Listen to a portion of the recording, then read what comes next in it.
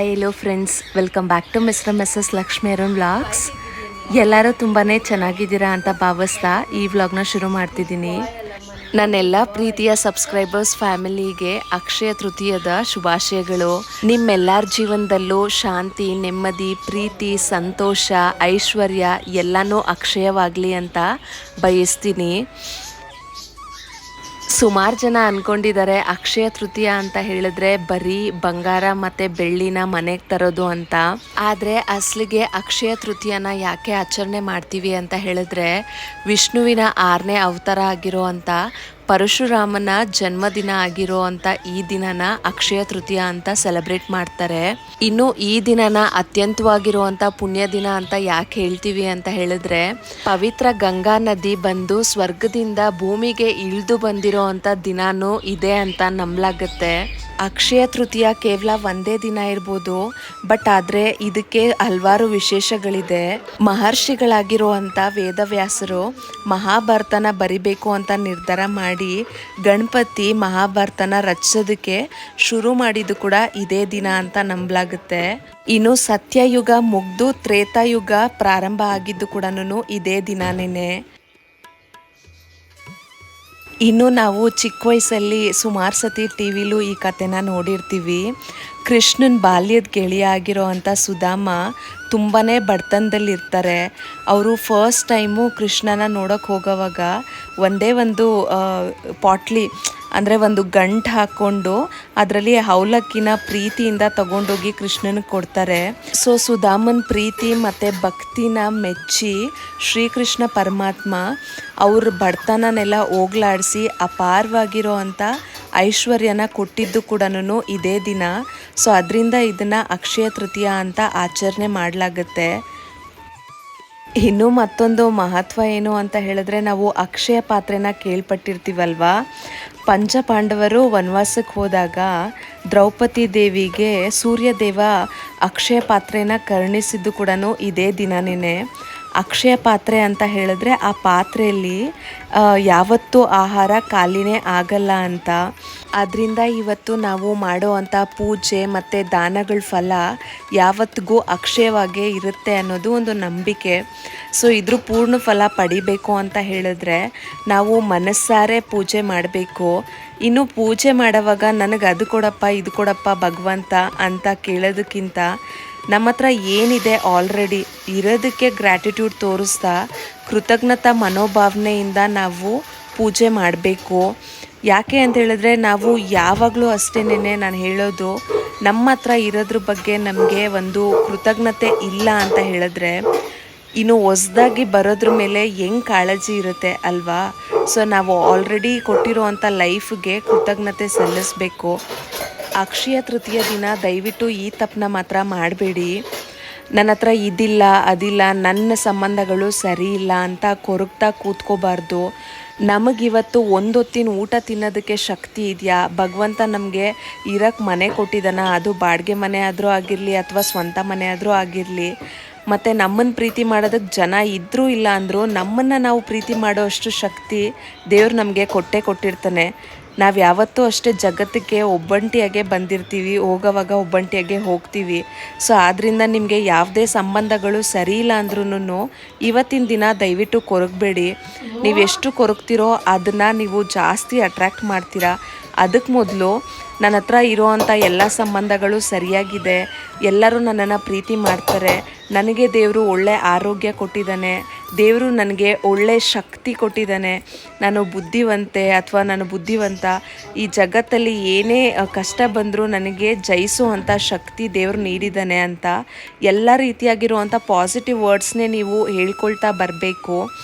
ಭಗವಂತ ನನಗೆ ಇವಾಗಿನವರೆಗೂ ಕೊಟ್ಟಿರೋದು ಎಲ್ಲ ಒಳ್ಳೆಯದಾಗೆ ಕೊಟ್ಟಿದ್ದಾನೆ ಮತ್ತು ಮುಂದಕ್ಕೂ ಒಳ್ಳೆಯದಾಗೆ ಕೊಡ್ತಾನೆ ಅನ್ನೋ ಒಂದು ನಂಬಿಕೆಯಿಂದ ನೀವು ಎಲ್ಲನೂ ಒಳ್ಳೆಯದಾಗಿ ಪಾಸಿಟಿವ್ ಆಗಿ ಆಫರ್ಮೇಟ್ ಮಾಡ್ತಿದ್ರೆ ಡೆಫಿನೆಟ್ಲಿ ನಿಮ್ಮ ಬದುಕು ಕೂಡ ಅಕ್ಷಯ ಆಗುತ್ತೆ. ಪುರಾಣಗಳ ಪ್ರಕಾರ ಯಾವುದೇ ರೀತಿ ವ್ರತ ಆಗಲಿ ಪೂಜೆ ಆಗಲಿ ನೀವು ಮಾಡಿಬಿಟ್ಟು ಯಾವಾಗ್ಲೂ ನೆಗೆಟಿವ್ ಆಗಿ ಥಿಂಕ್ ಮಾಡ್ತಾ ಒಂದು ಮೂಲೆಯಲ್ಲಿ ಕೂತ್ಕೊಂಡ್ರೆ ನಿಮ್ಮ ಬದುಕು ಅಕ್ಷಯ ಆಗಲ್ಲ. ನಾವು ಯಾವುದೇ ರೀತಿ ಪೂಜೆ ಆಗಲಿ ದಾನ ಧರ್ಮ ಆಗಲಿ ಮಾಡಿದ್ರೂ ನಮ್ಮ ಮೈಂಡ್ಸೆಟ್ಟು ಯಾವಾಗಲೂ ಪಾಸಿಟಿವ್ ಆಗೇ ಇರಬೇಕು. ಎಲ್ಲ ಕೆಟ್ಟದ್ರಲ್ಲೂ ಒಳ್ಳೆಯದನ್ನು ಹುಡ್ಕೋವಂಥ ಗುಣ ಮತ್ತು ಮೈಂಡ್ಸೆಟ್ಟು ನಮ್ಮದಾಗಿರಬೇಕು. ಆಗ ಮಾತ್ರನೇ ನಾವು ಮಾಡಿರೋವಂಥ ವ್ರತ ಮತ್ತು ಪೂಜೆಗಳಿಗೆ ಫಲ ಸಿಗುತ್ತೆ. ನೀವು ಯಾವಾಗಲೂ ತಲೆಯಲ್ಲಿ ಇಟ್ಕೋಬೇಕಾಗಿರೋ ಒಂದು ವಿಚಾರ ಏನು ಅಂತ ಹೇಳಿದ್ರೆ, ನಮ್ಮ ದೇಹನೇ ಟೆಂಪಲ್ ಥರ, ನಮ್ಮ ಮೈಂಡು ಒಂದು ದೀಪ ಥರ ಉರಿತಾ ಇರಬೇಕು. ಅದು ಪಾಸಿಟಿವ್ ಎನರ್ಜಿನ ಯಾವಾಗಲೂ ರಿಫ್ಲೆಕ್ಟ್ ಮಾಡ್ತಾ ಇರಬೇಕು. ನಾವು ಯಾವಾಗ್ಲೂ ನೆಗೆಟಿವ್ ಆಗಿ ಥಿಂಕ್ ಮಾಡ್ತಿದ್ರೆ ಆ ದೀಪ ಉರಿಯೋದಿಲ್ಲ, ಯಾವಾಗಲೂ ಕತ್ಲನ್ನೇ ಆವರಿಸಿರುತ್ತೆ. ಸೊ ನೀವು ಜೀವನದಲ್ಲಿ ಪಾಸಿಟಿವ್ ಆಗಿ ಇರಬೇಕು ಅಂತ ಹೇಳಿದ್ರೆ ಪೂಜೆ ಪುನಸ್ಕಾರ ದಾನ ಧರ್ಮ ಇದ್ರ ಜೊತೆಲಿ ಪಾಸಿಟಿವ್ ಥಿಂಕಿಂಗು ಇರಬೇಕು. ಅದ್ರ ತಕ್ಕನಂಗೆ ನೀವು ವರ್ಕ್ ಮಾಡಬೇಕು. ವರ್ಕ್ ಮಾಡದೆ ಮೂಲೆಯಲ್ಲಿ ಕೂತ್ಕೊಂಡ್ರೆ ದುಡ್ಡು ಬರಲ್ಲ, ಅಕ್ಷಯನೂ ಆಗಲ್ಲ. ಸೊ ನೀವೇನು ಮಾಡಬೇಕು ಅಂದ್ಕೊಂಡಿದ್ದೀರಲ್ವ ಅದಕ್ಕೆಲ್ಲದಕ್ಕೂ ಇದು ಒಂದು ಎನರ್ಜಿ ಬೂಸ್ಟರ್ ಥರ ವರ್ಕ್ ಮಾಡುತ್ತೆ. ನಾವು ಮಾಡೋ ಅಂಥ ಹೊಸ ವೆಂಚರ್ಸ್ ಆಗಿರಲಿ ಅಥವಾ ಹೊಸ ಇನ್ವೆಸ್ಟ್ಮೆಂಟ್ಸ್ ಆಗಿರಲಿ ಅಥವಾ ಆಲ್ರೆಡಿ ಮಾಡ್ತಿರೋ ಅಂಥ ಕೆಲಸ ಆಗಿರಲಿ, ಎಲ್ಲನೂ ಮುಂದಕ್ಕೆ ಪಾಸಿಟಿವ್ ಆಗಿ ಆಗಲಿ ಅಂತ ಒಂದು ಮೈಂಡ್ಸೆಟ್ನ ನಾವು ಪ್ರಿಪೇರ್ ಮಾಡ್ಕೊಳ್ಳೋದಕ್ಕೆ ಇದು ಎನರ್ಜಿ ಬೂಸ್ಟರ್ ಥರ ವರ್ಕ್ ಮಾಡುತ್ತೆ. ಟ್ರಸ್ಟ್ ಮೀ, ನಾವು ಯಾವಾಗಲೂ ಪಾಸಿಟಿವ್ ಆಗಿದ್ದರೆ ನಮ್ಮ ಮನೆಯೂ ಪಾಸಿಟಿವ್ ಎನರ್ಜಿನ ರಿಫ್ಲೆಕ್ಟ್ ಮಾಡ್ತಿದ್ರೆ ನಾವು ಕೈ ಹಾಕೋ ಅಂಥ ಎಲ್ಲ ಕೆಲಸಗಳೂ ಸಕ್ಸಸ್ಫುಲ್ ಆಗುತ್ತೆ. ಸೊ ಆಗ ಡೆಫಿನೆಟ್ಲಿ ನಮ್ಮ ಬದುಕು ಅಕ್ಷಯ ಆಗೇ ಆಗುತ್ತೆ. ಇನ್ನು ಇವತ್ತಿನ ದಿನ ನೀವು ಚಿನ್ನ ಬೆಳ್ಳಿ ತರ್ತಿರೋ ಇಲ್ವೋ, ಆದರೆ ಲಕ್ಷ್ಮಿಗೆ ಇಷ್ಟ ಆಗಿರೋ ಅಂಥ ಈ ವಸ್ತುಗಳನ್ನ ಮನೆಗೆ ತಗೊಬನ್ನಿ. ಅದು ಏನು ಅಂತ ಹೇಳಿದ್ರೆ 5 ಕವಡೆ, ಅದಾದಮೇಲೆ ಕಮಲದ ಬೀಜಗಳು 5, ಏಲಕ್ಕಿ 5, ಆಮೇಲೆ ಲವಂಗ 5, 11 ರೂಪಾಯಿ ದುಡ್ಡು, ಗುಲ್ಗಂಜಿ 5, ಆಮೇಲೆ ಗೋಮತಿ ಚಕ್ರ 5. ಸೊ ಇದನ್ನೆಲ್ಲ ತಗೊಂಡು ಒಂದು ಮಡಿಕೆ, ಚಿಕ್ಕದಾಗಿರುವಂಥ ಮಡಿಕೆನ ತಗೊಬನ್ನಿ.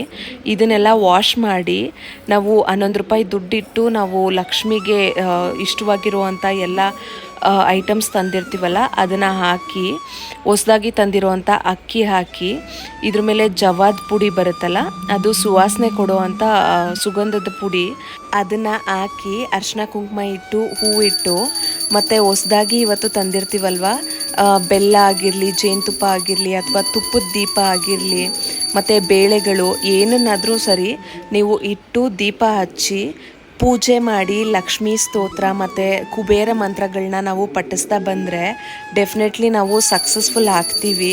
ಮತ್ತು ಇದು ಸಕ್ಸಸ್ಫುಲ್ ಆಗೋದಕ್ಕೆ ಒಂದು ಸ್ಟ್ರೆಂತ್ನ ಕೂಡ ನಮಗೆ ಡೆಫಿನೆಟ್ಲಿ ಕೊಟ್ಟೇ ಕೊಡುತ್ತೆ.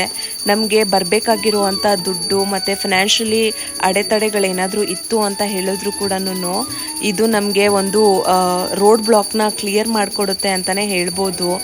ಈ ಪಾಸಿಟಿವ್ ಡೇನ ನಾವು ಡೆಫಿನೆಟ್ಲಿ ಪಾಸಿಟಿವ್ ಆಗಿ ಸ್ಪೆಂಡ್ ಮಾಡೋದ್ರಿಂದ ನಾವು ಕೂಡ ಲೈಫಲ್ಲಿ ಮುಂದಕ್ಕೆ ಬರ್ತೀವಿ ಅನ್ನೋ ಒಂದು ಎನರ್ಜಿನ ಇದು ಕೊಟ್ಟೇ ಕೊಡುತ್ತೆ ನಮಗೆ. ಇವತ್ತಂತೂ ಮರೀದೆ ನಾವು ಕಲ್ಲುಪ್ಪನ್ನ ತೊಗೊಂಬರೋದು ತುಂಬಾ ಶುಭ. ಕಲ್ಲುಪ್ಪನ್ನ ದೇವ್ರ ಕೋಣೆಯಲ್ಲಿ ಇಟ್ಟು ಪೂಜೆ ಕೂಡ ಮಾಡಬೇಕು. ಅದಾದಮೇಲೆ ನೀವೇನಾದರೂ ಚಿನ್ನ ಮತ್ತು ಬೆಳ್ಳಿ ಏನಾದರೂ ತಂದಿದ್ರೆ ಕೂಡ ಅದನ್ನು ದೇವರ ಕೋಣೆಯಲ್ಲಿ ಇಟ್ಬಿಟ್ಟು ಪೂಜೆ ಮಾಡಬೇಕು. ನಾನು ಬೆಳಗಿನ ಪೂಜೆ ಎಲ್ಲ ಮುಗಿಸ್ಕೊಂಡೆ. ಇನ್ನು ನನಗೆ ಆಗಾಗ ಅನ್ನದಾನ ಮಾಡೋದು ತುಂಬಾ ಇಷ್ಟ. ಸೊ ಇವತ್ತು ಸ್ಪೆಷಲಿ ಅನ್ನದಾನ ಮಾಡೋದು ಇನ್ನೂ ತುಂಬಾ ಶ್ರೇಷ್ಠ. ಅಕ್ಷಯ ತೃತೀಯ ಅಲ್ವಾ, ಸೊ ಅದಕ್ಕೆ 5 ಜನಕ್ಕೆ ಅಡುಗೆ ಮಾಡಿ ರೆಡಿ ಮಾಡಿಟ್ಟಿದ್ದೆ. ಸುಮಾರು ಜನ ಅಕ್ಷಯ ತೃತೀಯನ ಭಾನುವಾರ ಸೆಲೆಬ್ರೇಟ್ ಮಾಡ್ತಿದ್ದಾರೆ, ಇನ್ನು ಕೆಲವು ಜನ ಸೋಮವಾರ ಕೂಡ ಸೆಲೆಬ್ರೇಟ್ ಮಾಡ್ತಾರೆ. ಸೊ ಇವತ್ತಿನ ದಿನ ಅನ್ನದಾನ ಮಾಡೋದು ತುಂಬ ಅಂದರೆ ತುಂಬಾ ಶ್ರೇಷ್ಠ. ನಿಮ್ಮ ಕೈಯಲ್ಲಾದರೆ ಇವತ್ತು ಅಥವಾ ನಾಳೆ, ಸೊ ಅಟ್ಲೀಸ್ಟ್ ಒಂದು 5 ಜನಕ್ಕೆ ಇಲ್ಲ 3 ಜನಕ್ಕಾದರೂ ಅನ್ನದಾನ ಮಾಡಿ, ಅದರಿಂದ ನಿಮಗೆ ಶುಭ ಆಗುತ್ತೆ. ಸೊ ನಾನಿವತ್ತು 5 ಜನಕ್ಕಾಗೋವಷ್ಟು ಪುಳಿಯೋಗರೆ ಮತ್ತು ಮೊಸರನ್ನ ಮಾಡಿದ್ದೆ. ಲಾಸ್ಟ್ ಟೈಮೇ ಬಾಟಲ್ಸು ತರಿಸ್ಬೇಕಾಗಿತ್ತು, ಮರ್ತೋಗ್ಬಿಟ್ಟಿದ್ದೆ. ಸರಿ ಇನ್ನು 3 ಬಾಟಲ್ಸೇ ಲೆಫ್ಟ್ ಔಟ್ ಇತ್ತು, ಹೋಗ್ತಾ ಹೋಗ್ತಾ ತೊಗೊಂಡೋಗೋಣ ಅಂತ ಹೇಳಿಬಿಟ್ಟು ಹಾಗೆ ಪ್ಯಾಕ್ ಮಾಡಿ ರೆಡಿ ಮಾಡಿ ಇಟ್ಕೊಂಡೆ. ಮನೇಲಿ ಪೂಜೆ ತುಂಬಾ ಚೆನ್ನಾಗಾಯಿತು. ಇನ್ನು ಸಂಜೆ ಏನಾದರೂ ಚಿನ್ನ ಅಥವಾ ಬೆಳ್ಳಿ ತರೋದಕ್ಕೆ ಅಂಗಡಿಗೆ ಹೋಗಬೇಕು. ಸೊ ಲಾಸ್ಟ್ ಟೈಮು ಅಷ್ಟೇ, ಈ ಟೈಮು ಅಷ್ಟೇ ನಮ್ಮ ಪುಟಾಣಿಗೆ ಸ್ಪೆಷಲ್ ಆಗಿರೋವಂಥ ಐಟಮ್ಸ್ ತೊಗೊಂಡು ಬಂದಿದ್ದೆ. ಸೊ ನೋಡೋಣ ಇವತ್ತು ಏನು ತೊಗೊಳ್ತೀವಿ ಅನ್ನೋದನ್ನು ನಾನು ಮುಂದಿನ ವ್ಲಾಗಲ್ಲಿ ಅಪ್ಡೇಟ್ ಮಾಡ್ತೀನಿ.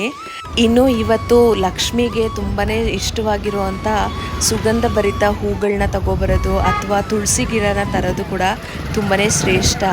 ಸೊ ನಾನು ಅನ್ನದಾನ ಎಲ್ಲ ಮಾಡಿಬಿಟ್ಟು ಮನೆಗೆ ವಾಪಸ್ ಬರೋ ಅಂಥ ಟೈಮಲ್ಲಿ ತುಳಸಿ ಗಿಡ ಬೇಕಲ್ವಪ್ಪ ಅಂತ ಅಂದ್ಕೊಂಡು ಬರ್ತಿದ್ದೆ. ಸೊ ಅಲ್ಲೇ ಒಂದು ಕಾರಲ್ಲಿ ಗಿಡಗಳನ್ನ ಮಾರ್ತಿದ್ರು. ಸೊ ಹಾಗೆ ಅಲ್ಲಿ ಕೂಡ ಗಿಡ ಎಲ್ಲ ಪರ್ಚೇಸ್ ಮಾಡಿಕೊಂಡು ಮನೆಗೆ ವಾಪಸ್ಸಾದೆ. ಈ ಸತಿ ಲಾಸ್ಟ್ ಟೈಮ್ ಸಿಕ್ಕಿದಂತೆ ಮತ್ತೆ ಇನ್ನೊಂದು ಸತಿ ಲಾಸ್ಟ್ ಟೈಮ್ ಡೊನೇಟ್ ಮಾಡಿದ್ನಲ್ವ ಅಂಕಲ್ ಸಿಕ್ಕಿದ್ರು. ಅವ್ರು ನನ್ನನ್ನು ಮತ್ತೆ ರೆಕಗ್ನೈಸ್ ಮಾಡಿಬಿಟ್ಟು, ಪಾಪ ನೀನು ಲಾಸ್ಟ್ ಟೈಮ್ ನನಗೆ ಊಟ ಕೊಟ್ಟಿದ್ದೆ ನೆನಪಿದೆಯಾ ಅಂದರು. ಅದು ಹೆಂಗೆ ಅಂತ ಗೊತ್ತಿಲ್ಲ, ಮ್ಯಾಜಿಕಲಿ ಆ ಅಂಕಲ್ಲು ನನಗೆ ಈ 3 ಟೈಮ್ಸು ಸಿಕ್ಕಿರೋದು. ನಾವು ಬೇರೆ ಬೇರೆ ರೂಟಲ್ಲೆಲ್ಲ ಹೋಗಿದ್ದೀವಿ, ತುಂಬ ಡಿಫ್ರೆಂಟ್ ಪ್ಲೇಸಸಲ್ಲಿ ಸಿಕ್ಕಿದ್ದಾರೆ, ಒಂದೇ ಪ್ಲೇಸಲ್ಲಿ ಸಿಕ್ಕಿಲ್ಲ. ಸೊ ಮ್ಯಾಜಿಕ್ ಅನಿಸುತ್ತೆ ಅಲ್ವಾ, ಅನ್ನದ ಋಣ ಯಾರ ಮೇಲೆ ಇರುತ್ತೋ ಅವ್ರಿಗೆ ಸಿಗುತ್ತೆ ಅನ್ನೋದಕ್ಕೆ ಇದೊಂದು ಸಾಕ್ಷಿ. ಯಪ್ಪ, ಉರಿ ಬಿಸಿಲಂದರೆ ಬಿಸಿಲು, ಆಚೆ ತಲೆ ಹಾಕೋಕ್ಕೆ ಆಗಲ್ಲ. ನಾನು ಚಿನ್ನು ಇಬ್ಬರೂ ಹೆಲ್ಮೆಟ್ ಹಾಕಿದ್ರಿಂದ ಆವಾಗ ತಾನೇ ಸ್ನಾನ ಮಾಡಿ ಬಂದರೆ ತಲೆಯಲ್ಲಿ ಎಷ್ಟು ನೀರಿರುತ್ತೆ ಅಷ್ಟು ವೆಟ್ಟಾಗಿ ಹೋಗ್ಬಿಟ್ಟಿದ್ವಿ. ಸೊ ಹೆಂಗೋ 5 ಜನಕ್ಕೆ ಊಟ ತಲುಪಿಸಿ ಸಂತೋಷವಾಗಿ ಮನೆಗೆ ವಾಪಸ್ಸಾದ್ವಿ. ಬರ್ತಾ ಹಾಗೆ ತುಳಸಿ ಗಿಡನೂ ಪನ್ನೀರ್ ರೋಸ್ದು ಒಂದು ಗಿಡ ಮನೆಗೆ ತಗೊಬಂದೆ. ಸಖತ್ ಕ್ಯೂಟಾಗಿತ್ತು ಅದು. ಸೊ ನೋಡಿದ್ರಲ್ವಾ ಫ್ರೆಂಡ್ಸ್, ನಾನು ಯಾವ ರೀತಿ ಅಕ್ಷಯ ತೃತೀಯನ ಸೆಲೆಬ್ರೇಟ್ ಮಾಡಿದೆ ಅನ್ನೋದನ್ನು. ಈ ವ್ಲಾಗಲ್ಲಿ ನಾನು ಕೊಟ್ಟಿರೋಂಥ ಮಾಹಿತಿ, ನನ್ನ ರಂಗೋಲಿ, ನನ್ನ ಪೂಜೆ, ನನ್ನ ಔಟ್ಫಿಟ್ಟು ಎಲ್ಲನೂ ನಿಮಗೆ ಇಷ್ಟ ಆಗಿದೆ ಅಂತ ಬಯಸ್ತೀನಿ. ನಿಮ್ಮ ಅಭಿಪ್ರಾಯನ ತಪ್ಪದೆ ಕಮೆಂಟ್ ಮೂಲಕ ತಿಳಿಸಿ ಫ್ರೆಂಡ್ಸ್, ವೆಯ್ಟ್ ಮಾಡ್ತಾ ಇರ್ತೀನಿ. ಈ ವ್ಲಾಗು ನಿಮಗೆ ಇಷ್ಟ ಆಗಿದ್ದರೆ ದಯವಿಟ್ಟು ಒಂದು ಲೈಕ್ ಮಾಡಿ, ಶೇರ್ ಮಾಡಿ, ಮತ್ತು ನನ್ನ ಚಾನಲ್ಗೆ ಸಬ್ಸ್ಕ್ರೈಬ್ ಮಾಡಿ ನನಗೆ ಸಪೋರ್ಟ್ ಮಾಡಿ. Thank you for watching. Will catch you in next vlog.